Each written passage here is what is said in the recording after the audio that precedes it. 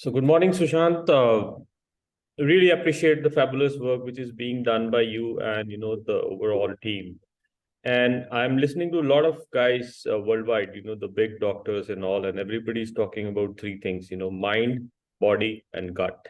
And what they say is gut actually has all the big role, even before mind and body, because that's where everything gets regulated.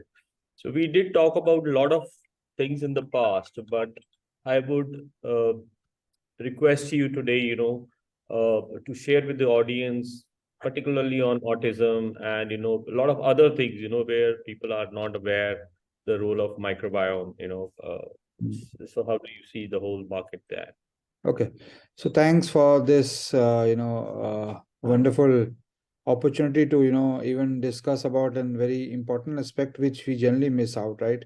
So a lot of us, mostly 99% of the people link sugar with only metabolic disorders, which we discuss, it is in the last two talks we discussed about the forms of sugar, which form is metabolized in small intestine, which form is more metabolized in large intestine in the gut, right? And how it impacts our physiology, how it also leads to mental health, disorders like Alzheimer's, autism, multiple sclerosis, stress, anxiety, depression, right? But today is something which it is uh, these disorders are actually growing at a faster pace, right?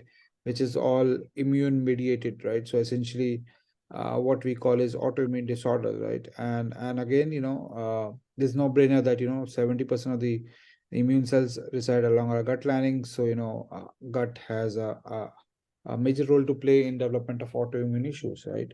So before we deep dive into sugar and the autoimmune connection, right? So let us discuss what autoimmunity is, right?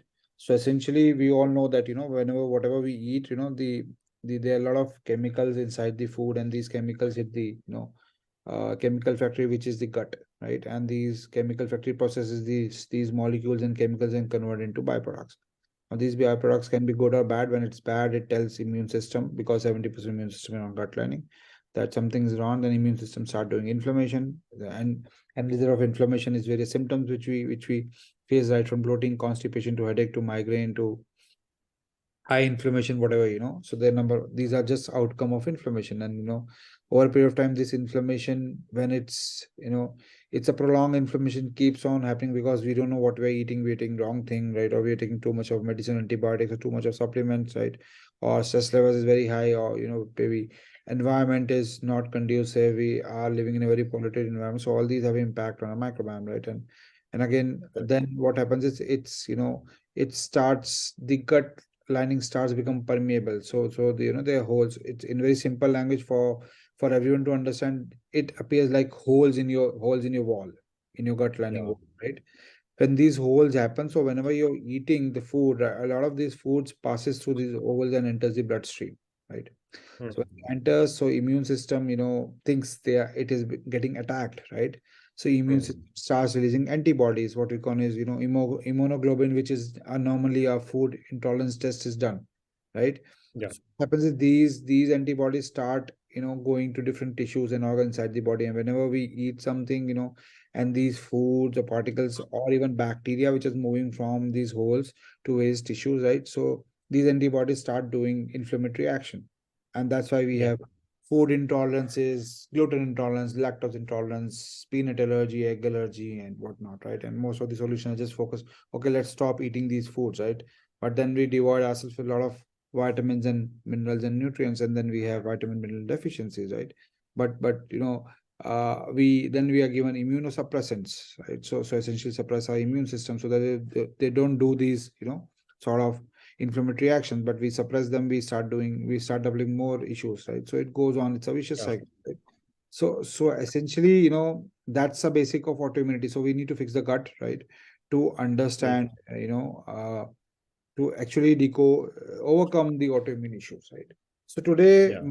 I want to discuss two major aspects, right, of autoimmunity, which Yeah. is one is Hashimoto's, what we call is a byproduct of hypothyroidism, right? Yeah. Again, a lot of it is linked to eating of sugar, high sugar, insulin resistance, as well as, non-nutritive sweeteners, which we call as artificial sweetener, we discussed, right? So Right. essentially, whenever we are eating a lot of sugar or maybe a lot of, artificial sweeteners, especially artificial sweeteners, it reduces the diversity of the gut microbiome, right? Right. And when it reduces, so it increases the pH level of the gut, right? Potential for hydrogens. For everyone, it is pH level. We have a different pH level for skin, for vagina, for gut, right? And Yeah. it has to be really acidic for good bacteria to be there, right? Once the pH level Yeah. rises, it becomes alkaline. So essentially, it becomes a breeding ground for a lot of pathogens, right? Mm. So when pathogens grow, they start dominating the good folks, and then we start having inflammation, and this inflammation actually directly impacts. So if you see from a thyroid perspective, so lot thyroid functioning is really essential because it helps in regulating your weight, your stress levels, your sleep, even the ability to reproduce, right? The heart functions, even It's actually master hormone for all the metabolism in the body. yeah. So everything gets impacted Yeah. with thyroid. So for the thyroid hormones to work, right, to be balanced, they need certain nutrients which are like selenium, zinc, iron, iodine, B vitamins, Mm. vitamin A, right? And all these are directly or indirectly provided by a microbiome, right? So Yeah. essentially, microbiome helps in stimulating the production of TSH, which is thyroid stimulating hormone, which regulates our thyroid production, right? And this also is used for converting the T4 into T3, which is because our body need T3 to Yeah. all the regulating the thyroid functions, right? So Correct. essentially gut has a major role to play in regulating your thyroid functioning, right? But when gut is under imbalance or a dysbiosis stage, right? So essentially, either it is not, the T4 is not getting into T3, or we are not getting the selenium or zinc, which is required for thyroid functioning, and there is dysbiosis, right? And and Mm. and that's how it happens that your thyroid goes down, so you have underactive thyroid, right? Which we Yeah. call this hypothyroidism, right? And Correct. sugar actually plays a major role, because eat excess sugar, especially the fructose and glucose part, right? They actually disbalances the gut microbiome, and then we don't have these nutrients, right? And because of sugar, there's an imbalance in your blood sugar level, right? Which makes your body stressed, so your microbiome releases cytokines, which activates HPXs, which we discussed in the last stage, right? Stress, it Yeah. releases cortisol. Cortisol, accelerates your estrogen production. Estrogen production blocks certain protein which are required to produce thyroid. Again, the thyroid goes down, down, down, right? So Yeah. essentially, what happens when there's a leaky gut, right? Because Mm. of sugar and because of artificial sweeteners.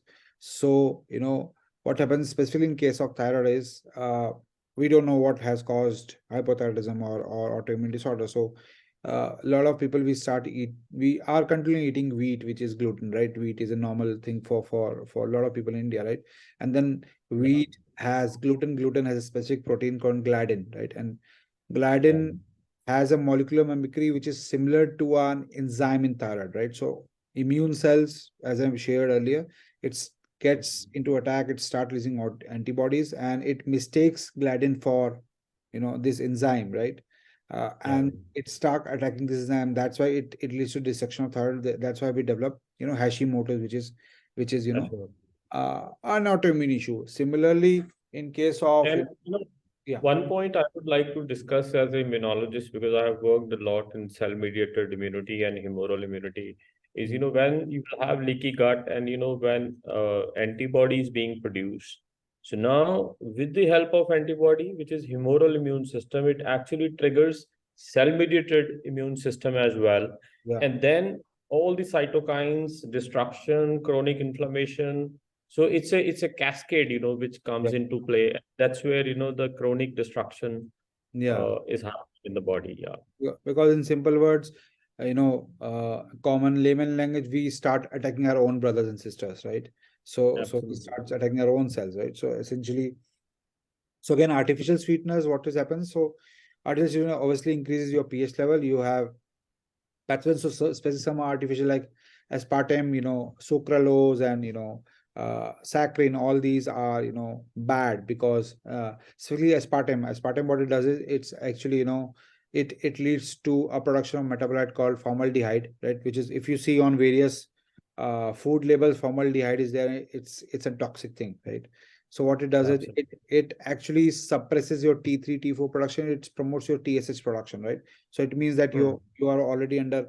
So when you have a very excess of TSH production, which is, which is in message to the brain to actually release TSH, because your thyroid is very low, right? So essentially, Yeah. it increases stimulation of thyroid follicles, right? Which impacts Yeah. the, the synthetic capacity of the glands, and it leads to destruction of glands, right? So essentially, there was a research which showed that a 52-year-old female, right, she ate a lot of artificial sweeteners, because replacing them with table sugar, because we know sugar is bad, so people think, sugar frees and artificial sweeteners are good, right? And this led her to develop Hashimoto's, right? And as soon as she left these artificial sweeteners, her condition improved, right? So Mhm. this Yeah. this is the research which came on NCBI, right? So Mhm. we really need to everything. We don't need to go for immune suppressants or drugs or thyroid medications, right? We have to Yeah. focus. So for the benefit of audience, so NCBI is a big, publication and journal. So whatever we are talking here is all science and something which gets published in international journals with very high impact factor and citations. Mhm. Yeah. So please go ahead. Yeah. So we really resort to all these, and then we go for blood works. We know our TSH levels are high, our T3, T4 are low, right?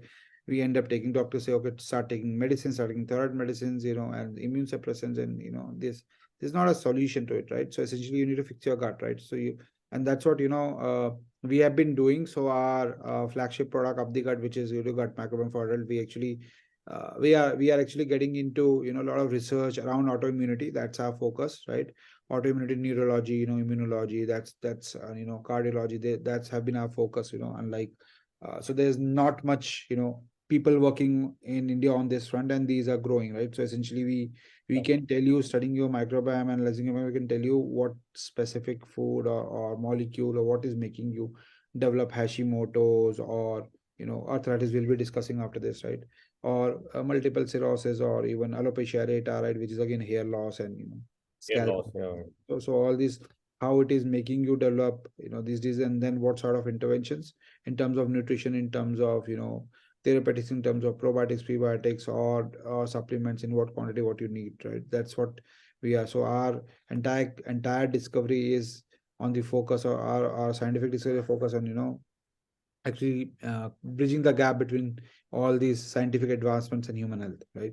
Because there's a huge gap, right? So most of the health focus interventions does not consider a lot of scientific advancements, right? Most of them are linked to fad recommendations, and belief systems and guesswork, right? So essentially, we really need to bridge this gap, so that our entire intervention should be driven by science, not by crowd, right? Yeah. So that is one aspect. Other aspect is again arthritis, right? So a lot of people have joint pains on hand, on the legs, and a lot of this is we think so glycan is one of these molecules which causes autoimmunity in case of rheumatoid arthritis, right? So essentially, glycan is all mammal products like red meat and all this high fat of animal protein. That's we know that causes uh, autoimmunity, because it leads to release of cytokines and chemokines, and which triggers inflammation. And due to leaky gut, all these inflammatory molecules go to different organs. It go to our legs and hands, and it start having joint pains, right? Because it's spread across the body, right? Similarly, Mhm. but sugar has an there has been a there are uh, multiple connection between insulin resistance and arthritis, right? We know uric acid causes arthritis, right? Uric acid is also a precondition for type 2 diabetes and insulin resistance, right? But what happens is, in case of insulin resistance, uh, it's very inverse relationship. So if we have high sugar or insulin resistance, or we are pre-diabetic, our bitrate production, short chain fatty acid production is very low, right? So Yeah. Yeah. even we don't have the bacteria to metabolize and absorb a lot of antioxidants. So our because of this, there is a lot of oxidative stress, and reactive oxidative species are releasing, right? ROS is high, reactive oxidation species high, antioxidant is low, right? So essentially, this leads to vascular damage and inflammation inside the body, right? When this happens, so what happens? This inflammation further leads to production of a lot of pro-inflammatory molecules like TLR4, toll-like receptors, TH17, TNF alpha. There are a lot of these things, and then this leads to formation of AGE, which is again a free radical, what we call as advanced glycan end products, right? And glycation end products, and all these end products are because of excess consumption of sugar. So glycation is a process where sugar gets attached to a lot of these collagen and other proteins on the skin, right? And it has been found that high glycation level in an individual is a prerequisite for arthritis, right? Yeah. So this AGE is actually, I don't want to get too much technical, so just consider it's a bad thing, right? So this creates a situation of autoimmunity, right?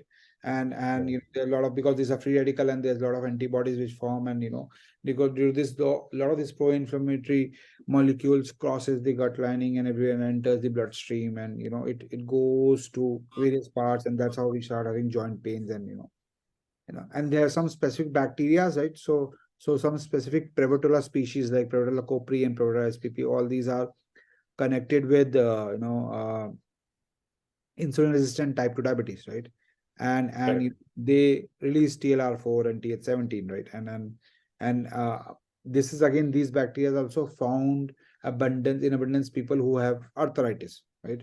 So essentially so there is a correlation between the high consumption of sugar and arthritis, right? So essentially, Oh.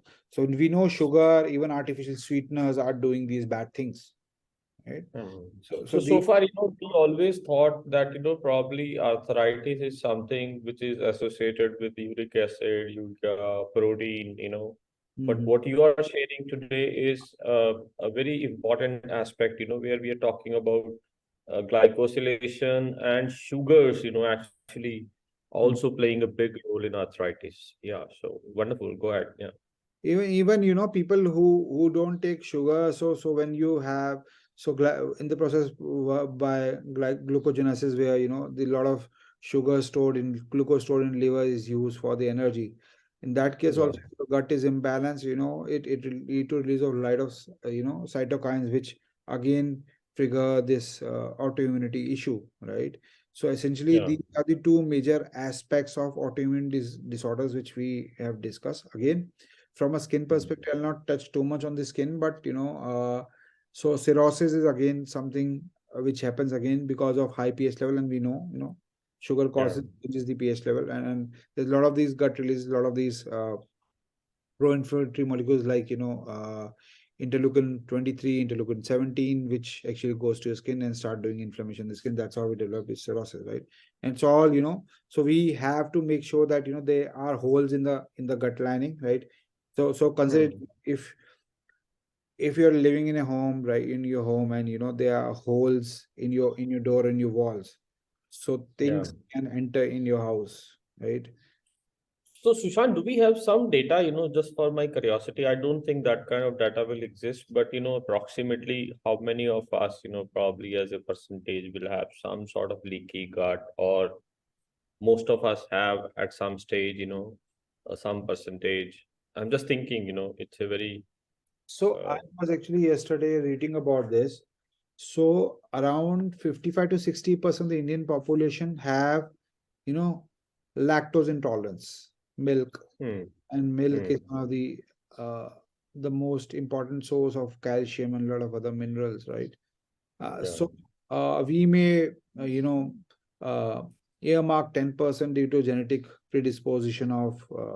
I'm being very optimistic, so it is not more than yeah, 5%. But again, let's do 10, even 10-15% also, right? So still 45% have lactose intolerance. It means they are they either have an intestinal permeability or at the higher risk of it, right? So there's ongoing inflammation. Because if you have so essentially, when these holes are there, so milk goes to cells and tissues, and these antibodies will start doing inflammatory action. That's why when people who have lactose intolerance, they start having digestive issues, migraine, headache. These are these symptoms which these people, even lactose or gluten, or again, gluten is intolerance linked to your Hashimoto's, as we discussed, right? So essentially there is a larger chunk of population who are at the risk of leaky gut, because leaky gut is nothing but ongoing inflammation, right? Because of Mm. imbalance gut. And we don't know, because we have not decoded our gut. Or I have seen a lot of people saying, okay, there's some good bacteria, bad bacteria, you know start taking probiotics and all that. So first of all, my here, because I want to mention here that there's nothing called as good bacteria or bad bacteria. In a total Mm. population of 40 trillion bacteria, only 10% may be bad, 90% are good, right? So it is not about good and bad, it is about what they are doing, right? And Mm. that's what we are the only company in India who is actually decoding the functional activity of microbiome, not the diversity, right? So essentially, Absolutely. I always give this example, right? So uh, E. coli gives you a vitamin B12. It also target cardiovascular diseases, right? Depends upon the activity or the growth of overgrowth of these bacteria. Even good bacteria's overgrowth can trigger bad things, and that's why even probiotics you should not, blindly buy over the counter and start taking. Oh, take the so most of the probiotics are lactobacillus, or there are some yeast, right? Saccharomyces, and there's some yeast strains as well, right? So your body has around 8 to 10,000 strain of bacteria. How do you know which one is not there, right? So Which one it's is on there? Yeah. and so even if taking probiotics can trigger inflammation, right? And speaking of that, I'm taking a bit of liberty to share this. So there are a lot of people say that the research also comes that after antibiotics you should, or probably with antibiotics you should start taking probiotics, because antibiotic wipes off your bacteria, right? And you take probiotics, so it's repopulate your gut, right? But Correct. we as an organization have a different view to it, because what happens is when you are you know using antibiotics to kill a lot of these, good and bad both, right? So it means you know Yeah. bacteria doing good things and good bacteria is doing bad things inside your body, right? So Everything gone with yeah. antibiotics. Yeah. So whoever is remaining, right, they start Mm. dominating your microbial ecosystem, right? When they Correct. start Mm. dominating, if you start taking probiotics, they will grow more, Mm. right?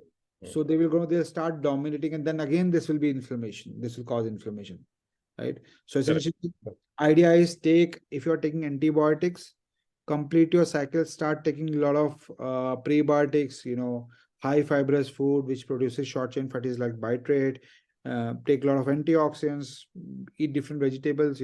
Again, considering various molecules, you need to understand, you can't, every vegetable is not good for everyone, depends upon nutrition. Natural. So you are saying that, repopulate it back with the natural fibers and the Yeah. So substances rather than prebiotics is food for probiotics, right? antibiotics. So Yeah. take prebiotic, take food, let them grow, right? Let the population come to a level which is maybe less diverse, but there is a representation of population, right? And then you take Correct. probiotics. Now you know which one is, so get your gut microbiome done, understand which bacteria is doing bad stuff, which bacteria is doing good stuff, accordingly Mm. have what sort of probiotics you need, right? Correct. So that is something which is really, really important, right? So don't fall for these are really important, right? That don't take probiotics, antibiotics and probiotics together, or even doctor will say, okay, take antibiotics in the morning, take probiotics in the evening. Don't do that. That's not Absolutely. going Yeah. to help. So these are few things we should understand, right? So just to sum up, sugar has a role to play in autoimmune disorders, especially in Hashimoto's. Artificial sweeteners do impact your thyroid functioning, right? Sugar can lead to arthritis issues like glycan, right? And do not fall for these immune suppressants and different drugs, right? Focus more on getting personalizing food as medicine, right? Understand Yeah. why you have a particular disease or symptom, right? Rather than just blindly having interventions. And then again, do not fall for these, crazy terms like probiotics, too much of probiotics, Yeah. because we Correct. don't know. So I've seen, a lot of these strains which are available over the counter, there's no single strain. They will mix a lot of strains, right? Yeah. And you don't know whether which strain you need, which strain you don't need, right? Mm.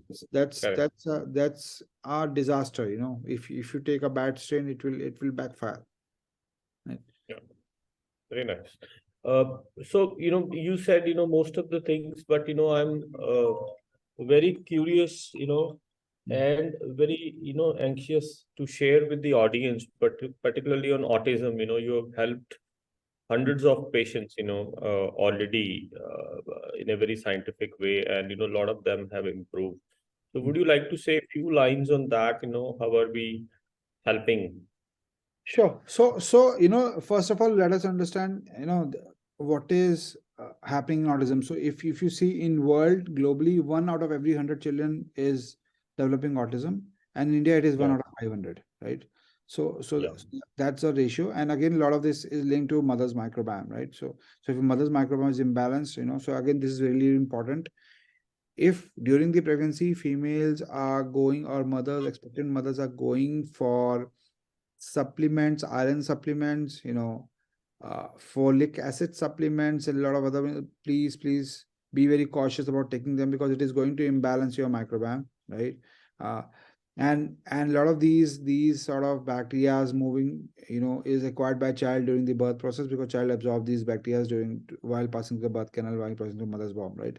And these Correct. bacteria actually, so what we have found that, so we have built an you know prediction model for autism based on the functional activity. So we have included around 10 biological pathways, right? I'll name some of them, probably, TMA, and ammonia, and lactate production, and a lot of histidine metabolism, and tryptophan metabolism, a lot of these things, right?